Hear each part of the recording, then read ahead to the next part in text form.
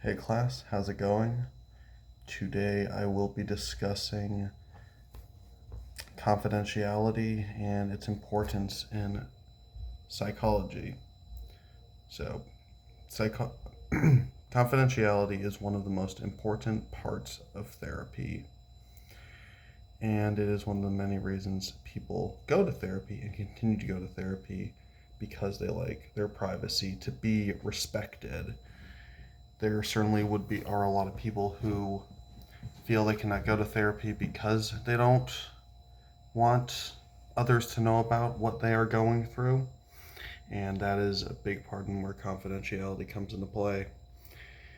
The privacy of the clients is very important, and according to the American Psychology Association, it is a very important part of our code of ethics. According to Ethics Code B1C, confidentiality refers to the counselor protecting the information of the client shared in therapy. This confidentiality can be broken by the counselor if the client threatens to harm themselves or someone else. In contrast, privileged communication is a legal document that states that what is shared in therapy must be kept private unless ordered by a judge. Confidentiality is rarely broken, and the only instances in which a counselor can break confidentiality are when the client is threatened to harm themselves or someone else.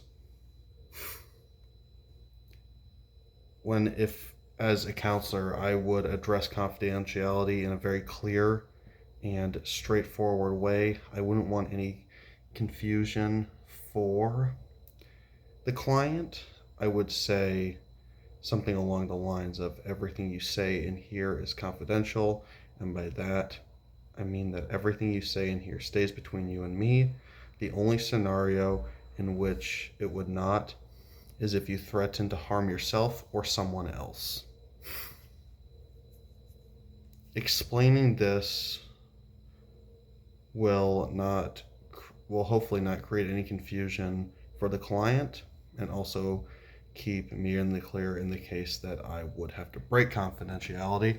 Obviously, that's not something that you would ever want to do, but it is important that the client does know how that would go. Now, I live in Missouri, and the laws in the state of Missouri in regards to confidentiality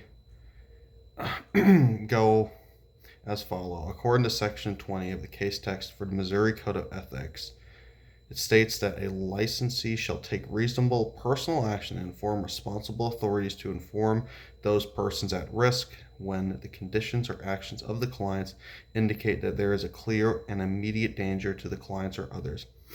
In other words, it basically is the same as the National Code of Ethics for counselors. The difference is this one does allow you to notify authorities, and I believe when it comes to the national, you're just supposed to notify the person who may be in danger, at least in some cases.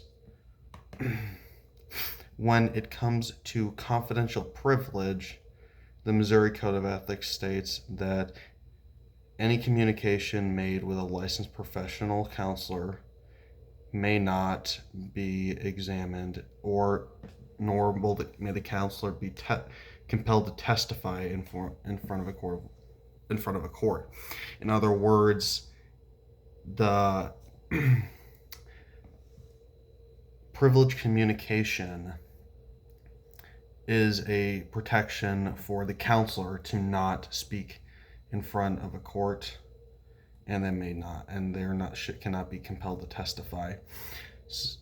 So that is confidentiality and confidential privilege, both nationally and in the state of Missouri. Thanks.